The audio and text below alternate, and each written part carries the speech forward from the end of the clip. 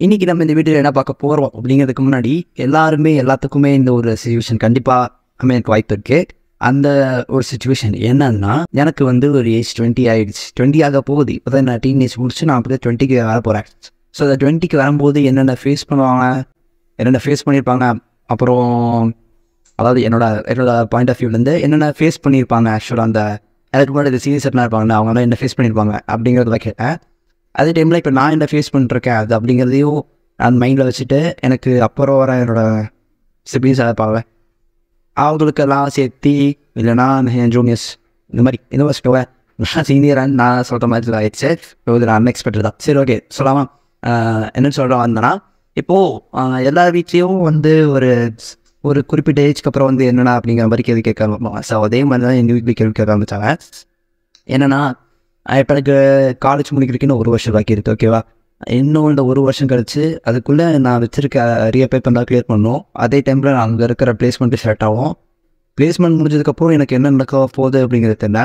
So அது எல்லாத்தையும் concentrate பண்ணி அப்படியாச்சும் இந்த காலேஜ் லைஃப் முடிச்சா தான் அடுத்த ஸ்டேஜ் யாராவது போக முடியும். ஓகேவா, இது வந்து பேசிக் டெம்ப்ளேட்டாக அது வந்து நம்ம சொசைட்டியில் இல்லைனா நம்ம இருக்கிற எல்லாத்தையும் இதான் ஒரு பேசிக்கான டெம்ப்ளேட் காணி முடிச்சுட்டு அடுத்தடுத்த வேலையை பார்க்கணும் அப்படிங்கிறது ஒரு பேசிக்கான டெம்ப்ளேட். பட் இதில் வந்து எனக்கு ஒரு சின்ன ஒரு அஃபெக்ஷன் இருக்குது. எப்படின்னா எல்லாருமே வந்து என்ன இந்த டெம்ப்ளேட்டை வந்து ஃபாலோ பண்ண ஆரம்பிச்சிருவாங்க. நார்மலாக அவனுக்கு என்ன தெரியுதோ அதை நீ பண்ணாமல் ஒரு ஒரு டாக்டியாக போயிட்டு இருப்பேன். என்ன எதுக்காக போகிறோம் அப்படிங்கிற மாதிரி தெரியாமல் நான் போயிட்டுருப்போம். ஸோ அது எனக்கு கொஞ்சம் ஒரு மாதிரி இருப்போம். ஏன்னா எல்லாத்துக்கு மாதிரி இருக்க வேணாம் அப்படிங்கிற மாதிரி என்னோட தாட்டு. ஆனால் அந்த டைமில் தான் எங்கிட்ட ஒரு கேள்வி கேட்க ஆரம்பித்தாங்க. எப்படின்னா என்னடா பண்ண போகிற, காலேஜ் முடிச்சுட்டு என்ன பண்ண போகிற அப்படின்னு சொல்லி கேட்டாங்க. எல்லாருமேனா என் ஃப்ரெண்ட்ஸு, அண்ணா, சீனியரு, வீட்டில் நான் வந்து கேட்குறேன் தானே அப்புறம் என்ன அப்படின்னு சொல்லி கேட்டால் அது சொல்லுவேன்னா அது அவங்க கேட்குறாங்க. பட் என் பதில் வந்து என்னவா இருக்குன்னு எக்ஸ்பெக்ட் பண்ணுறாங்கல்ல, அது எனக்கு கொஞ்சம் வேடாக இருந்துச்சு. இப்போ நார்மலாக போயிட்டு அவங்க ஏதோ ஒரு கேள்வி கேட்குறாங்க. இப்போ நான் இங்கே ரிலேட்டிவ் எக்ஸாம்பிள் வச்சு சொல்கிறேன். அவங்க ஏதோ என்கிட்ட கேள்வி கேட்குறாங்களா, அந்த கேள்விக்கு நான் என்ன பதில் சொல்லணும்னா அவங்களோட இதுலேருந்து சொல்கிறேன். நான் என்ன சொல்லணும், நான் வந்து ஒரு முடிச்சுட்டு வேலைக்கு போகிறேன் அப்படின்னு சொன்னால் ஓகே அப்படிங்கிற மாதிரி சொல்லுவாங்க. சப்போஸ் இல்லை இது முடிச்சுட்டு நான் எதாவது பிஸ்னஸ் பண்ண போகிறேன், இல்லைனா வந்து என் கெரியரை வேறு மாதிரி கொஞ்சம் மாற்றலான்ட்டு ஐடியா இருக்குது அப்படின்னு சொல்லி நான் வேறு எதுவும் பேச ஆரம்பிச்சுன்னா இப்போ வந்து செட் ஆக மாட்டான், இந்த மியூஞ்செல்லாம் வியாபாரம் ஆகாது அப்படின்னு சொல்கிற மாதிரி சொல்லி ஒரு டிமோட்டிவேட் பண்ணுவாங்க. ஸோ அது வந்து எனக்கு கொஞ்சம் தப்பாப்பட்டுச்சு. ஏன்னா அவங்க என்ன ஆசைப்படுறாங்க அப்படிங்கிறத கொஞ்சம் கூட கேட்காம, ஆனால் நான் நினச்சதை நீ பண்ணுறா. ஏன்னா நாங்கள் வந்து அனுபவப்பட்டிருக்கோம், இத்தனை அனுபவங்கள்லாம் எனக்கு நல்லா புரியுது. பட் இருந்தாலுமே வந்து எங்கள் சைடு இருக்கிற ஒரு வேவும் நீங்கள் எடுத்துகிட்டு அதுலேருந்து ஒரு ஒரு வே சொன்னால் கொஞ்சம் பரவாயில்ல அப்படிங்கிற மாதிரி எனக்கு ஒரு தாட். வேறு எதுவும் இல்லை. எப்படின்னா நார்மலாக நல்லா தான் போயிட்டுருக்கோம். அப்போது நடுவில் வந்துட்டு திடீர்னு அடுத்தது என்ன பண்ண போகிறோம் அப்படிங்கிற மாதிரி கேள்வி கேட்பாங்க. அந்த இடத்துல தான் உங்களுக்கு என்ன தோணும்? ஏன்னா நார்மலாகவே நம்ம வந்து சரியான குழப்பத்தில் இருப்போம். இந்த குழப்பத்தில் இருக்கும்போது திடீர்னு வந்துட்டு தம்பி அடுத்தது எந்த தம்பி பண்ணலான்னு தெரியுங்க அப்படின்னு சொல்லி கேட்டால் எப்படி இருக்கும்? அந்த மாதிரி தான் எனக்கு இருந்துச்சு. அப்போ வந்து எனக்கு தோணுச்சு, நிறைய தோணுச்சு கசன்னு. அடுத்து அதாவது இப்போ இந்த யூடியூப் பண்ணிருக்கேன்னா அது ஒன்று, அதே டைமில் பிளேஸ்மெண்ட்டை செலக்ட் ஆகணும் அது ஒன்று, என்னோடய காலேஜ் முடிக்கும் அது ஒன்று. சேம் டைம் நிறையா அப்படியே மைண்டில் தோணும்ல, இந்த மாதிரி ஒரு ஃப்ரான்ஸ் எடுத்து ஓப்பன் பண்ணலாம் அப்படிங்கிற மாதிரி ஒன்று, பிஸ்னஸ் ஸ்டார்ட் பண்ணலாம் அப்படிங்கிற மாதிரி ஒரு ஐடியா. அதெல்லாம் நம்ம சும்மா ஓர்த்திங் பண்ணுற அந்த ஓர்த்திங் பண்ணுறதுல கொஞ்சம் உருப்படியாக இருக்குமா நம்ம. ஏன்னா இந்த ஏஜ் வந்து எப்படின்னா 19, 20, 21 இந்த கிராஸ் பண்ணிட்டா எப்பவுமே சொல்லுவாங்க 19, 20, 21 கிராஸ் பண்ணிட்டா ஓரளவுக்கு மேலே வந்தோம்னா இந்த ஒரு ஏஜ் வந்து ஒரு அப்படி இப்படியான ஒரு ஏஜ். அதை மட்டும் கஷ்டப்பட்டு கிராஸ் பண்ணிட்டா ஓரளவுக்கு ஸ்டெப் ஆகலாம் அப்படின்னு சொல்லுவாங்க. பட் அதுக்குள்ளேயே வந்து நாமளே ஆல்ரெடி கன்ஃபியூஸாக இருக்கும். இதுக்குள்ளே வந்து நிறைய போட்டு கன்ஃபியூஸ் பண்ணுறது எனக்கு சரியாக பண்ணல. ஸோ அதுக்காக தான் இந்த வீடியோ போகலான்னு பார்ப்பேன்.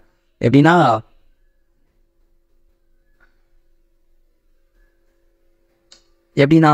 இப்போது நீங்கள் உங்களுக்கே நிறைய ஐடியா வரும். அந்த ஐடியா வரதெல்லாம் வந்து தப்பு அப்படின்னு சொல்லலை. பட் இத்தனை ஐடியா இருக்கும், நிறைய ஐடியா இருக்கும். லைக் எப்படின்னா சம்மந்தமில்லம் ஃபோக்கஸ் எல்லாமே வந்து இப்படி இருக்கும். அப்படி இருக்கிறது வந்து தப்பு இல்லை. ஏன்னா இந்த டைமில் வந்து ஐடியாங்கிறது வந்து நிறையா வரும், எக்கச்சக்கமாக வரும். இந்த வேர்ல்டில் நிறைய ஆப்பர்ச்சுனிட்டி இருக்குது, எக்கச்சக்கமான ஐடியா வரும். பட் நம்ம பண்ணுற எல்லா தப்பும் என்னென்னா முக்கியமான தப்பு.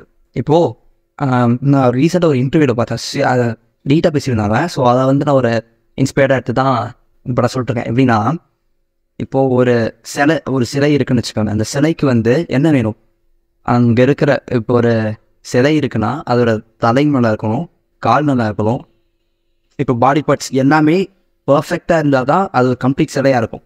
அதே மாதிரி தான் இப்போ நீங்கள் வந்து ஏதோ ஒரு எடுத்துக்கிறீங்க. இப்போ தலைங்கிற மாதிரி ஒரு பிஸ்னஸ், காலுங்கிற மாதிரி ஒரு ஒரு ஸ்டடீஸ், கைங்கிற மாதிரி சம்திங் ஏதோ ஒன்று, உங்களோட பேஷன் ஏதோ ஒன்று, அது எல்லாமே இருக்கட்டும். பட் அது எல்லாத்துலேயுமே வந்து ஃபோக்கஸாக இருக்கணும். நீங்கள் வந்து தலையை மட்டும் எனக்கு ஃபோக்கஸ் பண்ணுறேன் அப்படின்னு சொல்லிட்டு விட்டிங்கன்னா வேஸ்ட்டாக போயிடும். எப்படின்னா டோட்டல் சிற்பமே வந்து அது ஃபெயிலியராக போயிடும். எல்லாமே நல்லா இருக்கணும்ல, பார்த்தா ஓகே ஆம்ட்டான் கொய்யால் அப்படிங்கிற மாதிரி இருக்கும். பட் அது இல்லாமல் நம்ம என்ன பண்ணிடுவோம்னா இதை மட்டும் ஃபோக்கஸ் பண்ணோம் அப்படிங்கிறது இல்லாமல் நம்ம வந்து எல்லாத்துலேயும் வந்து கண்ணை வச்சுட்டு இப்போ இது நல்லா இருக்கும், அது நல்லா இருக்கும், அது நல்லா இருக்கும், எல்லாம் நல்லா இருக்கணும் அப்படின்னு சொல்லிட்டு நம்ம வந்து எல்லாத்துலேயும் ஃபோக்கஸை போட்டு டிஸ்ட்ராக்ட் ஆகி அந்த சிலையே நான் ஆசைக்கிட்டு போயிடுவோம். ஸோ அதுதான் மிகப்பெரிய மிஸ்டேக்காக நான் பார்க்குறேன். அது வந்து நானே பண்ணிட்டுருந்தேன். எப்படின்னா இப்போ நான் பண்ணிட்டுருக்கேன் வீடியோ, அதே டைமில் ஸ்டடீஸ் எல்லாத்துலேயும் வந்து என்ன பண்ணுறதுனா டிஸ்ட்ராக்ட் ஆகி ஃபோக்கஸ் இல்லாமல் அப்படி இப்படி இருந்தேன். பட் அது எனக்கு புரியாத போது தான் தெரிஞ்சு ஓகே இப்படியெல்லாம் இருந்தால் தான் ஓரளவுக்காச்சும் செட் ஆக முடியும் அப்படிங்கிற மாதிரி அந்த இன்டர்வியூ கேட்டதுக்கப்புறம் எனக்கு கொஞ்சம் பிளிங்க் ஆச்சு. ஸோ அந்த இன்டர்வியூ நான் வந்து கீழே போடுறேன், டிஸ்கிரிப்ஷனில் கொடுக்குறேன், அதெல்லாம் போய் செக் பண்ணி பாருங்கள். கோபிநாத் மிசிப்பார் அவர் பேர் வந்துட்டேன், ஆனால் சமையல் இன்டர்வியூ. ஸோ கடைசியாக என்ன சொல்ல வரேன்னா இப்போது நார்மலாக உங்கள்கிட்ட இந்த கேள்வி கேட்குறோம், எல்லாத்துக்கிட்டையும் இந்த கேள்வி கேட்குறோம், அடுத்தது என்ன பண்ண போகிறேன் அப்படிங்கிற மாதிரி அதை கேள்வி கேட்குறோம். அந்த கேள்விக்கான பதில் நீங்கள் என்ன சொல்கிறீங்கிறத நீங்கள் கான்ஃபிடென்ட்டாக சொல்லும். ஏன்னா அன்றைக்கி நான் ஃபஸ்ட்டு என்கிட்ட கேள்வி கேட்டபோது நான் வந்து அனுப்பப்பட்டேன். அடுத்து வந்து எனக்கு என்ன பண்ணுறதுன்னு தெரியல அப்படின்னு சொன்னங்காட்டி எங்கிட்ட உள்ளே போந்து இந்த மாதிரி அடுத்து இதை பண்ணுறா அதை பண்ணுறான் அப்படின்னு சொல்லி என்னை கொஞ்சம் ஒரு மைண்டாக மேனிபுலேட் பண்ணிட்டுருந்தேன். பட் நான் வந்து கொஞ்சம் தெளிவானதுக்கப்புறம் நான் இதை தான் பண்ண போகிறேன் அப்படிங்கிறத நான் சொன்னதுக்கு ஓகே அதான் பண்ணு அப்படிங்கிற மாதிரி எனக்கு என்கரேஜ் இருந்துச்சு. அப்போ தான் எனக்கு புரிஞ்சு தப்பு வந்து ஆக்சுவலாக நம்ம யோசிக்கிறதுல தான் இருக்குது அப்படிங்கிற மாதிரி எனக்கு ஒரு தப்பு, அதாவது மைண்ட் செட் வந்துச்சு. நாம் என்னென்னு தெரியாமல் இருக்காங்காட்டி அவங்க வந்து இந்த மாதிரி ஒன்று இருக்குது அப்படின்னு சொல்கிறாங்க. அதே டைமில் இந்த மாதிரி அதாவது நான் எல்லாத்தையும் அப்படி சொல்ல வர முடியல. என்கிட்ட சில பேர் சொன்னாங்க, சில பேர் நல்லா சொல்லுவாங்க, சில பேர் கேட்டது சொல்லுவாங்க, நம்ம நல்லா மட்டும் எடுத்துக்கலாம். ஓகேவா? இந்த இடத்துல வந்து நம்ம எல்லாருமே எல்லாமே என்ன சொல்லுவாங்கன்னா இந்த மாதிரி படுத்தது பண்ணு அந்த மாதிரி சொல்லுவாங்கள்ல. நம்ம அந்த இடத்துல வந்து என்னவா இருந்து போனால் தெளிவான ஒரு மைண்ட் செட்டில் எல்லாமே இருப்போம். ஸோ அந்த எக்ஸ்பீரியன்ஸ் வச்சு அவங்க என்ன சொல்லியிருப்பாங்கன்னா அடுத்து இதை பண்ண அதை பண்ண அப்படிங்கிற மாதிரி சொல்லியிருப்பாங்க. அது இல்லாமல் இன்னொருத்தர் சொல்லுவாங்க. எப்படின்னா நம்ம வந்து அவங்க ஒரு நம்ம ஒன்று சொல்லுவோம், அது செட் ஆகுதுரா, அது அவனுக்கு செட் ஆகுதுரா, நீங்கள் நான் பண்ண போகிறேன் அப்படிங்கிற மாதிரி இருப்பாங்க. அதுதான் சொல்கிறேன், அதுதான் கொஞ்சம் சிக்கலான விஷயம் அப்படிங்கிற மாதிரி சொல்கிறேன். ஏன்னா இந்த இடத்துல அவங்க வந்து அவங்களுக்கு அதில் உங்களுக்கு வந்து உங்கள் மேலே ஹோப் இல்லாமல் இருக்காங்காட்டி தான் வந்து அவங்க வந்து நீங்கள் சொல்லும் போது நீங்கள் வந்து மைண்டோட மேனிப்புலேட் ஆகிறீங்க. ஸோ அந்த மேனிப்புலேட் ஆகிற டைமை மட்டும் அதாவது அவங்க சொல்கிறாங்க, நான் சொல்லிட்டு போகிறாங்க, நான் வந்து என் வேலை தெளிவாக இருக்கேன் அப்படின்னு சொல்லிட்டு நீங்கள் பாட்டு கேட்டு போயிட்டீங்கன்னா எல்லாமே தெளிவாக நடக்கும் அப்படிங்கிற மாதிரி நான் யோசிச்சு ஒரு முடிவெடுத்து ஒரு ஸ்கெட்ச் போட்டு வச்சுருக்கேன். அடுத்தது என்ன நான் பண்ணலாம் அப்படிங்கிற மாதிரி யோசிச்சு வச்சுருக்கேன். ஆனால் அதுவும் நிறையா நான் சொன்னேன்ல, இது ஒன்று சொல்லி நிறையா இருக்குது. பட் எல்லாத்துக்கும் தனித்தனியாக ஒரு டைம் கொடுக்கணும். நான் வந்து என்ன தப்பு பண்ணிட்டு இருந்தேன்னா இதுக்கு ஒரு டைம் அதுக்கு ஒரு டைம் கொடுக்காம கசகசம் செலவு பண்ணிட்டு இருந்தேன். இப்போ நான் ஒரு எடுக்கிறேன், இப்போ நான் ஒரு படிச்சுட்டு இருக்கேன்னா படிச்சுட்டு இருக்க டைம்லேயே சம்மந்தம் இல்லாமல் வந்து வேறு ஏதோ பண்ணுற ஆக்டிவிட்டீஸ் அதெல்லாம் நிறைய இருந்துச்சு. பட் அதை மட்டும் கொஞ்சம் கரெக்ட் பண்ணிட்டா கொஞ்சம் ஒர்க் ஆகும் எனக்கு தோணுது.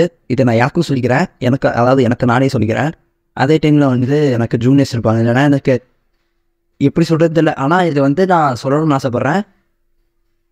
இந்த இடத்துல தான் எல்லோரும் மிஸ்டேக் ஆகுறாங்க அப்படிங்கிறது என்னோட சப்போஸ் அப்படி இல்லை, இதெல்லாம் தப்பு அப்படிங்கிற மாதிரி சொன்னேன். உங்களுக்கு இதெல்லாம் தப்பு அப்படின்னு சொல்லி நீங்கள் நினச்சாலும் அதை நீங்கள் வந்து எங்கிட்ட சொல்லுங்கள், தெரியப்படுத்துங்க. ஸோ அதை வச்சு நான் கரெக்ட் பண்ணிக்கிறேன்.